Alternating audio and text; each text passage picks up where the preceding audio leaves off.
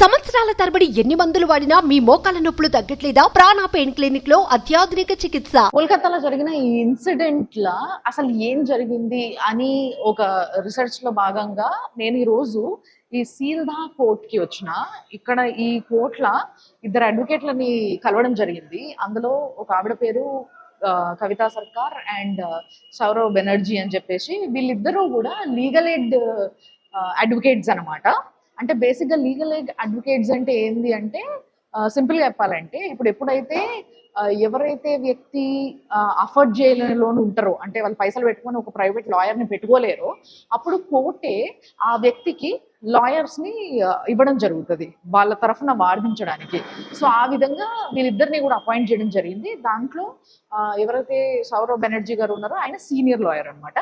So వీళ్ళని appoint చేయడం జరిగింది ఫర్ సంజయ్ రాయ్కి వీళ్ళిద్దరిని అపాయింట్ చేయడం జరిగిన తర్వాత, వీళ్ళిద్దరు ఫస్ట్ కేసు ఎప్పుడైతే ఇక్కడ లోకల్ ఉండేనో అప్పుడు అంటే వీళ్ళ యాక్ట్ అంతా కూడా ఏంది అని అంటే, అసలు ఏమేమి ఎవిడెన్సెస్ దొరుకుతాయి, అసలు ఏంది, ఒకసారి సంజయ్ రాయ్తో మాట్లాడే ప్రయత్నం చేసినప్పుడు ఏం చెప్పగలిగిండు, ఇవన్నిటిని నేను వీళ్ళతో అడిగి తెలుసుకోవడం జరిగింది. దాదాపుగా ఒక గంట నుంచి వీళ్ళతో కూర్చొని మాట్లాడినా నేను ఇప్పుడు వరకు కూడా. సో నేను అడిగిన ప్రతి ప్రశ్నకి వాళ్ళు క్లియర్గా స్పష్టంగా ఆన్సర్ అయితే చెప్పిండ్రు. అయితే దీంట్లో ఏంది అని అంటే, ఫస్ట్ ఆఫ్ ఆల్ నేను వాళ్ళని అడిగినప్పుడు సంజయ్ రాయ్ని ఇప్పుడు మిమ్మల్ని కోర్టు సంజయ్ రాయ్ సైడ్ వాదించడానికి అపాయింట్ చేసిండ్రు, రైట్? అపాయింట్ చేసినప్పుడు ఇప్పుడు ఇంత పెద్ద ఇష్యూ నడుస్తుంది, సంజయ్ రాయ్ అత్యాచారం చేసిండు అనేసి మొత్తం బయట సమాజం మాట్లాడుకుంటుంది. అండ్ మీరు ఒక లేడీ అయ్యుండి, ఒక హ్యూమన్ అయ్యుండి, ఒక లీగల్గా అంటే న్యాయాన్ని నడిపే వ్యక్తులు అయ్యుండి సంజయ్ రాయ్ని మీరు ఎట్లా నుంచొని డిఫెండ్ చేయగలుగుతారు, అంటే డిఫెండ్ చేయడానికి మీ దగ్గర ఏం పాయింట్స్ ఉన్నాయని చెప్పేసి నేను అడగడం జరిగింది వాళ్ళని. అడిగితే వాళ్ళు చెప్పింది ఒకటే మాట, అసలు మీరు చెప్పుండ్రి ఎవిడెన్స్ ఏముంది సంజయ్ రాయ్ ఈ అత్యాచారం చేసిండో అని చెప్పడానికి అని అంటే, అక్కడ ఒక సీసీటీవీ కెమెరా ఫుటేజ్ ఉంది కదా అని చెప్పేసి, ఏదైతే మనం రెగ్యులర్గా సీసీటీవీ ఫుటేజ్ చూస్తున్నామో సంజయ్ రాయ్ది, దాన్ని బేస్ చేసుకొని నేను కూడా వాళ్ళని ప్రశ్నించడం జరిగింది.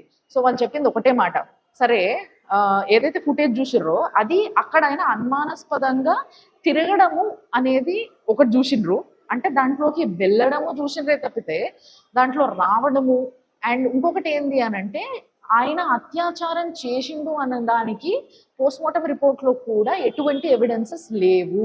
ఇప్పటి వరకు పోస్ట్మార్టం రిపోర్ట్లో కూడా ఎటువంటి ఎవిడెన్సెస్ లేవు.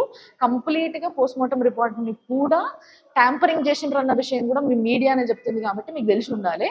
సో సంజయ్ రాయ్ అయితే నేను అప్పుడు వాళ్ళని అడిగింది ఏంది అని అంటే, సంజయ్ రాయే స్వయంగా పోలీసు వాళ్ళు రిమాండ్లకు తీసుకున్న తర్వాత ఆయన చెప్పిండు కదా, అవును నేనే ఈ పలానా ఇష్యూకి కారణం, ఇది నేనే చేసిన, అమ్మాయిని నేనే హత్య చేయడం కూడా జరిగిందని చెప్పేసి ఏదైతే చెప్పిండో ఆయనే ఒప్పుకున్నాడు కదా. అంటే ఎవరైతే అక్యూజ్డ్ ఉన్నాడో ఆయనే ఒప్పుకున్నప్పుడు ఇంకేంది ఇక్కడ, ఇంకా సవాల్ ఏంది అని చెప్పేసి నేను వాళ్ళని ప్రశ్నించడం జరిగింది. సో అప్పుడు ఇమీడియట్గా వాళ్ళు చెప్పింది ఏంది అని అంటే, పోలీస్ వాళ్ళు అంటే పోలీస్ వ్యవస్థ ఆయనని బాగా ప్రెషరైజ్ చేసి ఈ మాట చెప్పించిండ్రు.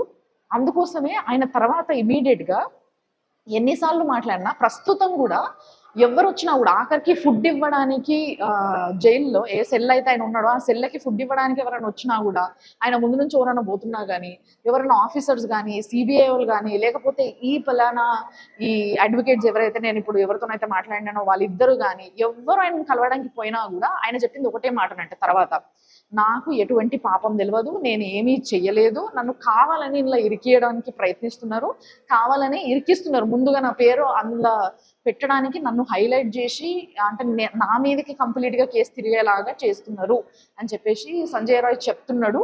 మరి దీన్ని ఏం చూడాలి, ఏ విధంగా చూడాలి అంటే, ఇప్పుడు ఒక ఎవిడెన్స్ స్ట్రాంగ్గా లేనప్పుడు ఒక వ్యక్తిని డైరెక్ట్గా ఈ పలానా వ్యక్తే ఈ పలానా ఇష్యూకి కారణం అని చెప్పడానికి ఎవిడెన్స్ లేనప్పుడు ఏ విధంగా మీరు చెప్తారు అని చెప్పి వాళ్ళని నన్ను ప్రశ్నించడం జరిగింది. సో దాని తర్వాత తిరిగి నేను వాళ్ళని ప్రశ్నించడం జరిగింది ఏంది అని అంటే, మరి ఇప్పటి వరకు ఇంత పెద్ద ఇష్యూ జరిగితే వేరే ఎవిడెన్సెస్ ఏమీ ఎందుకు తీసుకోలేదు అని అంటే, మేము అవన్నీ చేసే లోపే ఇంకా ఛార్జ్ షీట్ ఏదైతే ఉందో అది ఫైల్ చేయలేదు కాబట్టి, ఇంకా ఎవిడెన్సెస్ కలెక్ట్ చేసే స్టేజ్లోనే కేసు ఉంది కాబట్టి గత 20 రోజులుగా సిబిఐ చేతిలోకి ఎప్పుడైతే పోయిందో వాళ్ళు కంప్లీట్గా ఏవైతే ఇన్వెస్టిగేషన్స్ ఉన్నాయో అవన్నీ కంప్లీట్ చేసుకొని అవన్నీ చార్జ్ షీట్లో ఎంటర్ చేసిన తర్వాత మా వర్క్ స్టార్ట్ అవుతుంది అన్న విషయాన్ని చాలా స్పష్టంగా చెప్పిండ్రు.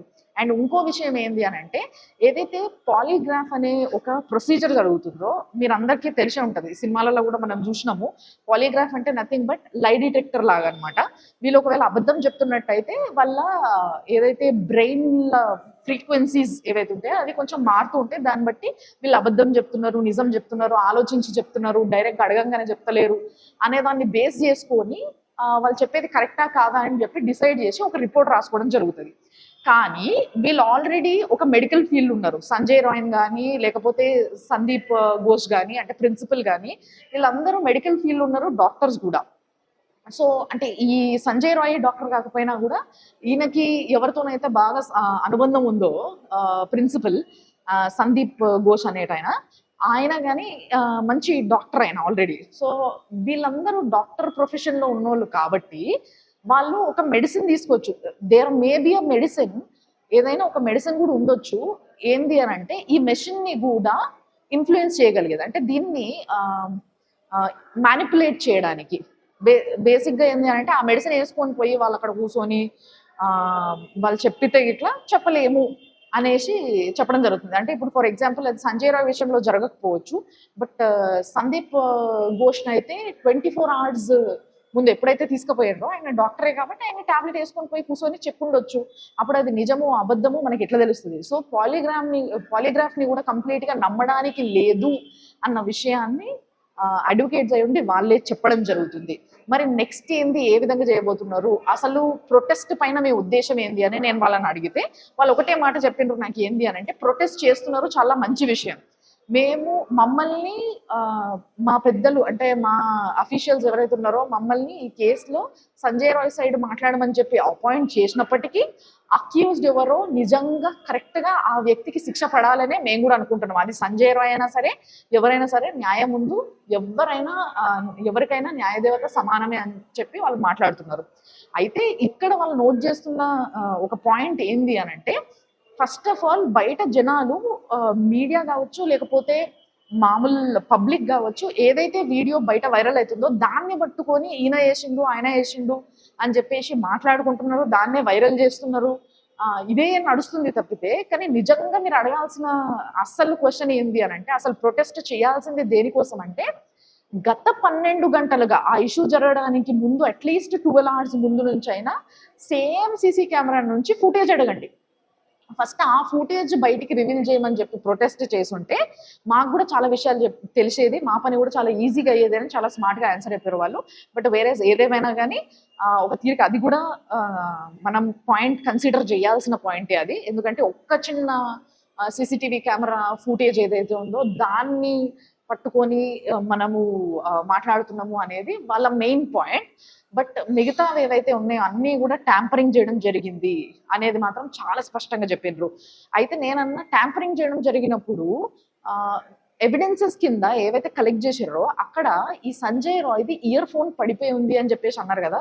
ఆయన లోపలికి వెళ్ళేటప్పుడు ఇయర్ ఫోన్ చెవులో పెట్టుకొని పోయిండు, సేమ్ ఇయర్ ఫోన్ తర్వాత అక్కడ దొరికింది అన్నారు కదా. మరి దీని గురించి ఏం మాట్లాడతారని నేను అడిగితే వాళ్ళు ఒకటే చెప్పారు ఏంది అని అంటే, ఇన్ని ఎవిడెన్సెస్ ట్యాంపరింగ్ చేయగలిగిన వాళ్ళు అది కావాలని ఆ మనిషిని ఇరికించడానికి, ఆ మనిషిని ఒప్పించో భయపెట్టో బలవంతం చేసో ఆ మనిషిని ఇరికియడానికి ఆ మనిషి యొక్క అంటే సంజయ్ రాయ్ యొక్క ఇయర్ ఫోన్ అక్కడ పడేసి ఉండొచ్చు కావాలని అని ఎందుకు అనుకోవద్దు మీరు అని చెప్పి నన్ను క్రాస్ క్వశ్చన్ చేశారు వాళ్ళు.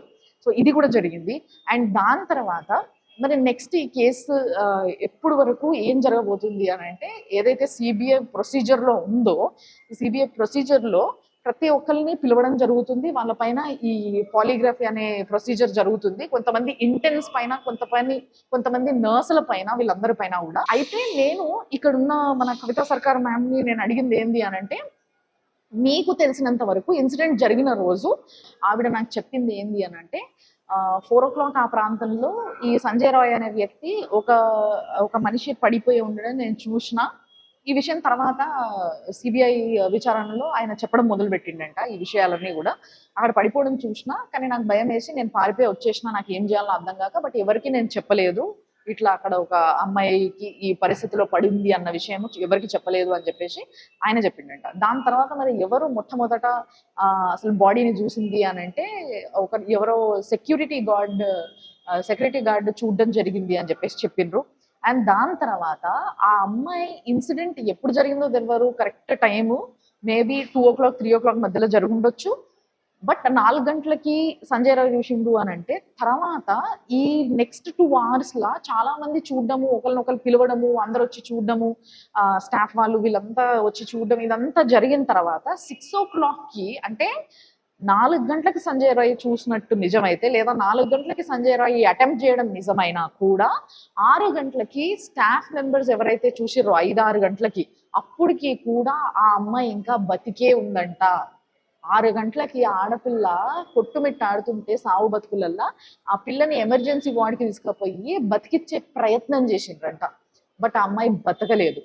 ఇక్కడ అసలు ప్రశ్న ఏంది అంటే బతికిచ్చే ప్రయత్నం నిజంగా చేసిండ్రా, లేకపోతే ఏ విధంగా అయితే ఎవిడెన్సెస్ ని ట్యాంపర్ చేసిండ్రో అట్లా అమ్మాయి బతకపోవడమే బెటర్ అని చెప్పేసి నెగ్లెక్ట్ చేసిండ్రా అనేది కూడా ఒక పెద్ద ప్రశ్నగా మిగిలింది ఇలా.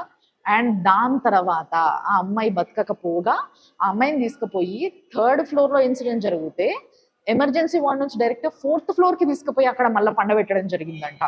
అంటే ఇదంతా ఏం చిత్రీకరించడానికి ఇంత కథ నడిపిండ్రు, అక్కడ ఉన్న కొలీగ్స్ కావచ్చు, అమ్మాయితో కలిసి పనిచేసిన వాళ్ళు కావచ్చు, లేకపోతే హైయర్ అఫీషియల్స్ కావచ్చు, ఎవరెవరైతే ఆ ఇన్సిడెంట్ లో హ్యాండ్ ఉందో లేకపోతే ఐ ఎవిడెన్స్ ఉందో వీళ్ళందరూ కూడా అసలు ఏం క్రియేట్ చేయడానికి ట్రై చేసిండ్రు అనేది ఒక పెద్ద ప్రశ్న.